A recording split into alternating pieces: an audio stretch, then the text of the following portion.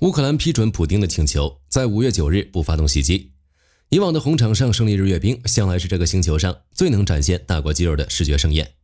你可以看到大地在履带下震颤，排着整齐方阵的 T90M 主战坦克呼鸣而过，10几米长的洲际弹道导弹发射车宣示着一个核大国的绝对底气。那种扑面而来的重工业压迫感，甚至能穿透屏幕，让大洋彼岸的观察家们眉头紧锁。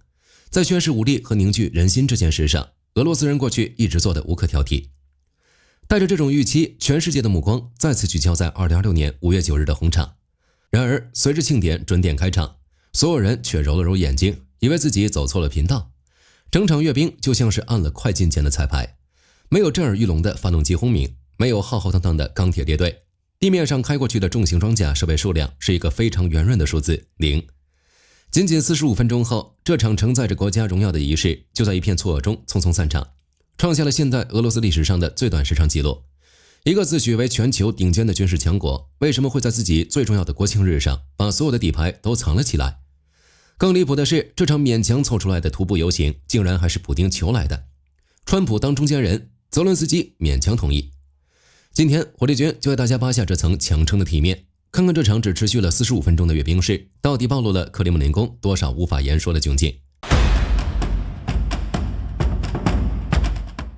装备去哪儿了？在长达20多年的时间里，普京最习惯的姿态就是站在列宁墓的观礼台上，满意地注视着望不到头的装甲车队，碾过红场那些历经沧桑的石板路。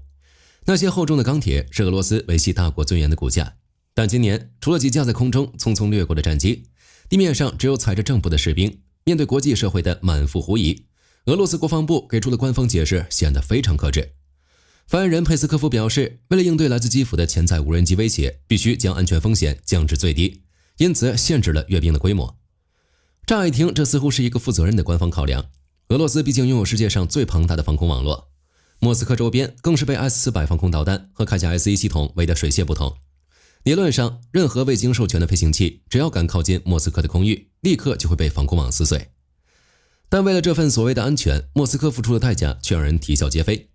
在阅兵当天，莫斯科市内的4座主要机场全部被迫关闭。为了彻底瘫痪可能飞来的无人机导航，军方在莫斯科及其周边大范围切断了移动互联网络，并进行了高强度的 GPS 信号屏蔽。这番操作的效果可谓立竿见影，天上确实没有无人机掉下来，但地面的莫斯科市民却遭了殃。街头的自动取款机因为断网集体罢工，网约车系统彻底陷入瘫痪。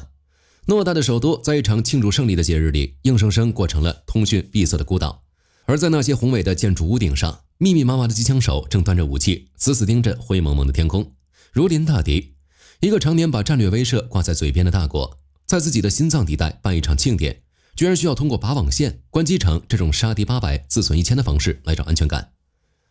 这本身就是一种非常直白的示弱。普丁一边在看台上高喊胜利属于俄罗斯人，一边断了全城的网络，这种矛盾荒诞的画面足以载入历史。防备无人机大可以减少人员聚集，但把所有的主战坦克、步兵战车和火炮全部从展示清单上划掉，背后的原因恐怕远比防空压力要沉重得多。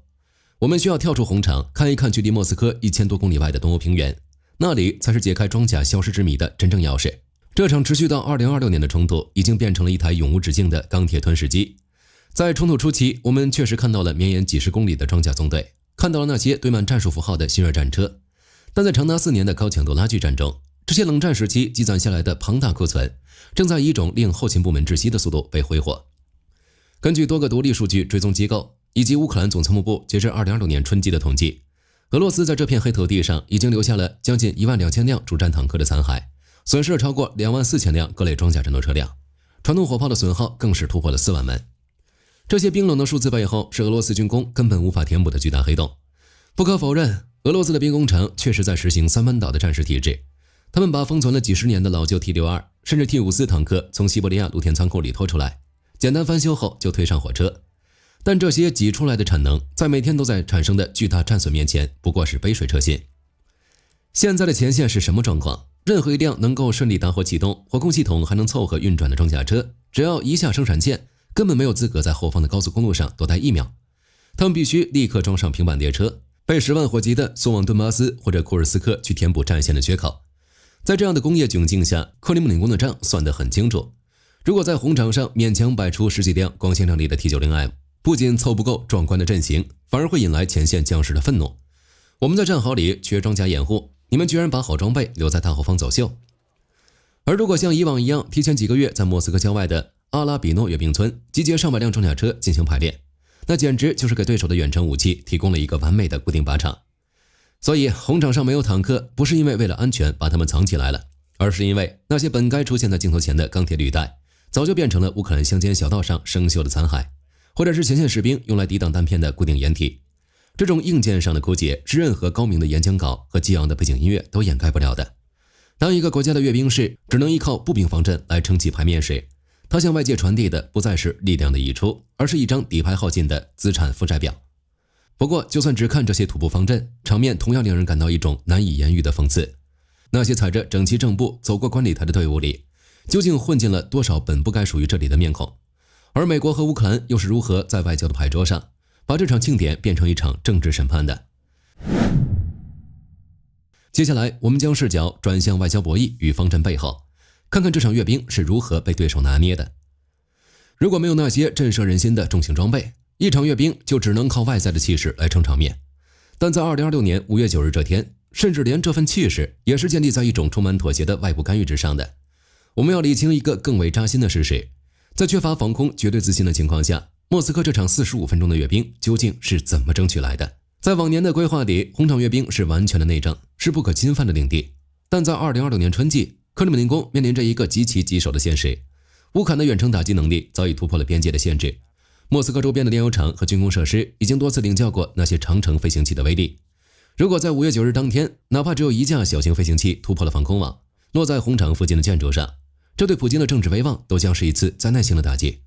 靠自己无法确保万无一失，那就只能寻求外交途径的背书。于是我们看到了一场充满戏剧性的国际斡旋。就在阅兵前夕，美国总统特朗普出面介入了局势。根据白宫及多方释放的确认消息，在美国的强力推动下，俄乌双方达成了一项为期3天的临时停火协议，并且俄罗斯还同意了1000人换阅兵1小时的屈辱提议。特朗普随后在社交平台上公开宣称，俄罗斯和乌克兰的领导人都非常乐意地接受了他暂停敌对行动的提议。面对这番充满邀功意味的表态，克里姆林宫的外交顾问只是低调地予以了确认，承认这是美俄高层沟通的结果。我们跳出新闻表面来看看这波操作背后的俄罗斯的滑稽。一个长期以世界多极化核心自居，试图用武力重塑欧亚大陆边界的拥核大国，在自己最神圣的国定假日，居然需要依靠敌对阵营领导人的斡旋，甚至需要用1000名战俘作为交换筹码，才能换取首都庆典的安全。这是一种毫不掩饰的虚弱，它向全世界传递了一个无比清晰的信号：莫斯科的制空权与绝对安全底线实际上已经不再由俄罗斯军方全盘掌控。这份安全感在某种程度上被外包给了华盛顿的施压和基辅的批准。一个大国的最高庆典需要别人停火才能安稳办完，这种色厉内荏的窘境比阅兵场上少了坦克更让人感到底气不足。如果说美国的介入让莫斯科失去了战略上的主动权，那么乌克兰方面接下来的动作则是直接在精神层面上对这场阅兵的神圣性进行了一次精准的打击。在停火协议达成后，乌克兰总统泽连斯基签署并公布了一项充满政治嘲讽意味的总统法令。这份法令以一种极其正式，甚至带点居高临下口吻的官方文本，宣布批准莫斯科在5月9日举行阅兵。法令的条款设计得十分讲究，文本中规定，出于人道主义目的，从基辅时间5月9日上午10时起至当天结束，将莫斯科红场的特定山区明确排除在乌克兰武装部队的武器部署与打击计划之外。为了体现这种精准的克制，乌克兰官方甚至在法令末尾附上了红场及其周边建筑的精确 GPS 坐标。泽连斯基在随后的公开声明中更是把话挑明，对我们而言，红场的作用远远不如那些能够被带回家的乌克兰人的生命重要。这可以说是教科书级别的一次心理战。乌克兰并没有发射任何实弹，但他们通过这份高调的不打击声明，向俄罗斯民众和国际社会证实了一个客观事实：乌克兰军方手里确实握有随时可以威胁红场目标的远程手段。这份法令硬生生地把俄罗斯高层在观礼台上的强硬演讲变成了一场需要对手 N 次许可才能完成的表演。普京在台上检阅部队，但台下的观察家们都清楚，这场检阅的准考证是乌克兰签发的。面对这种直击痛处的政治羞辱，克里姆林宫的反应显得有些无力。发言人佩斯科夫在例行记者会上试图把水搅浑，他将泽连斯基的法令视为愚蠢的笑话，并坚称俄罗斯为胜利日感到自豪，不需要任何人的许可。但事实是不会说谎的，如果真的不需要别人的许可，如果真的对自己的防空网充满自信，莫斯科为什么要在阅兵当天如临大敌地关闭4大机场？为什么要切断整个市中心的 GPS 信号和移动网络，让市民连网约车都叫不到？这些实施的防御措施早就戳穿了官方的嘴硬。那么阅兵开始了，我们终于可以把目光投向那45分钟里唯一的主角——地面上的土步方阵。既然没有重武器撑门面，俄罗斯本可以借这些士兵来展示军队的昂扬士气。但当我们仔细辨认这些走过列宁墓的番号，以及那些混在队伍里的陌生面孔时，一种更深层的虚荣与空洞彻底暴露在了阳光之下。接下来，我们一起来检阅这些方阵背后的真实履历，看看那些在乌克兰战场上折戟的败军之将，以及远道而来救场的朝鲜士兵是如何戳破俄罗斯的幻想的。既然没有了重型装备的轰鸣，这短短45分钟的阅兵，所有的聚光灯自然就打在了那些徒步走过红场的士兵身上。按照官方的镜头语言，这本该是一场展现军容严整、士气高昂的视觉秀。在俄罗斯陆军总司令安德烈·莫尔德维切夫上将的指挥下，第154独立警卫团、各大军事院校的学员以及从前线撤下来的混编方阵依次走过列宁墓，皮靴砸在石板上的声音整齐划一，胸前的勋章在阳光下闪闪发亮。我们先来看走在队伍中的海军混编方阵。今年代表俄罗斯海军步兵力量受阅的是太平洋海军学院与海军理工学院的代表。从编制上看，他们代表着俄罗斯引以为傲的黑色贝雷帽——海军陆战队。但对于一直关注战局的我们来说，当看到这面军旗在红场上飘扬时，脑袋里浮现出的绝对不是什么光荣的胜利，而是一场场令人扼腕的战术灾难。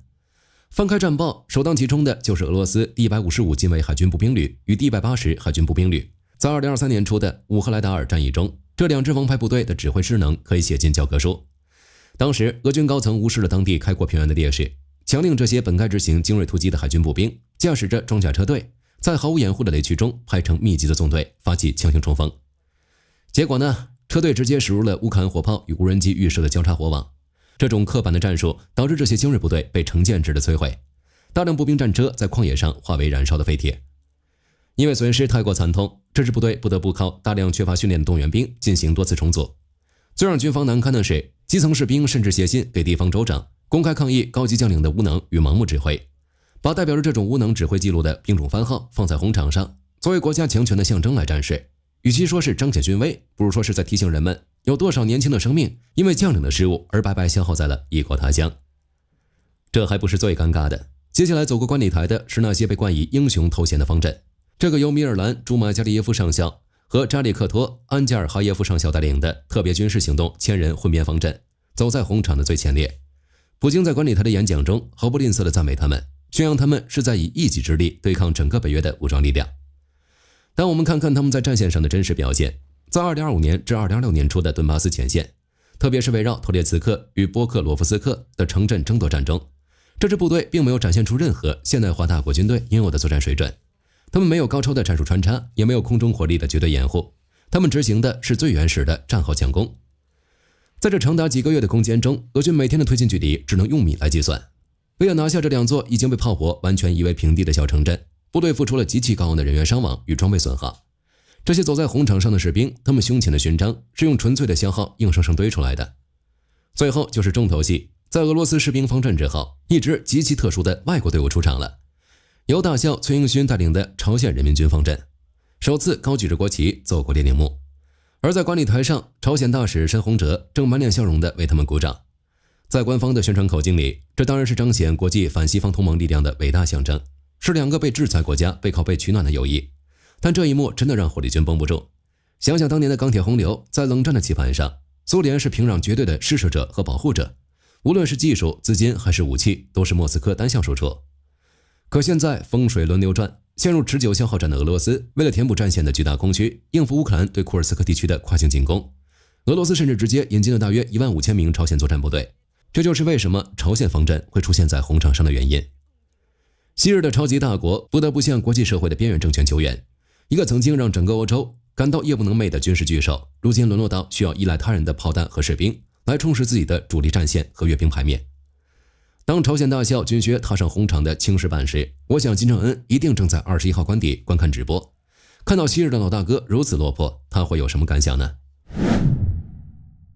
？2026年5月9日的红场，曾经万邦来朝的观礼台，如今只剩下白俄罗斯、哈萨克斯坦等几个邻国领导人的点缀。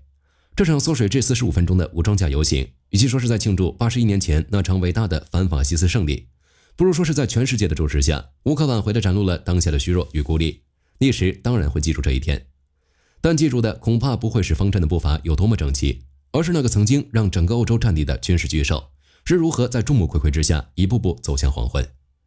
好了，关于胜利日阅兵的故事，今天就和大家聊到这里。如果你喜欢本期视频，别忘了按赞订阅，也欢迎在留言区分享你的看法。你认为这场阅兵足够荒诞吗？我是火力军，我们下期再见。